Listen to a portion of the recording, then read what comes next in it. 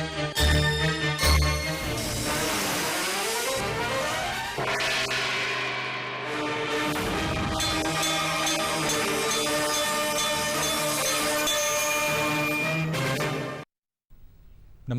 ఘంటారావానికి స్వాగతం. ముందుగా ప్రధానాంశాలు. ఢిల్లీలో పాఠశాలలకు ఆగని బాంబు బెదిరింపులు. 45 స్కూళ్లలో తనిఖీలు చేపట్టిన బాంబ్ స్క్వాడ్, ఫైర్ సిబ్బంది.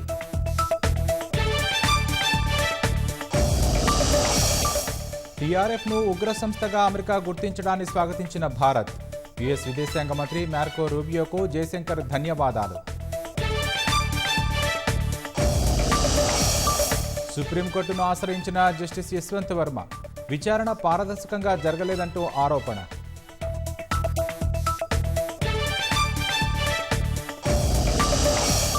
చందు నాయక్పై కాల్పుల కేసులో ముమ్మర దర్యాప్తు.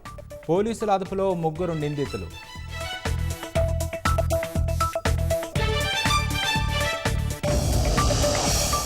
రంగారెడ్డి జిల్లా చేవెళ్ల, మొయినాబాద్లో భారీ వర్షం. ఎర్రకుంట చెరువు ఆక్రమణతో పెరిగిన ముంపు.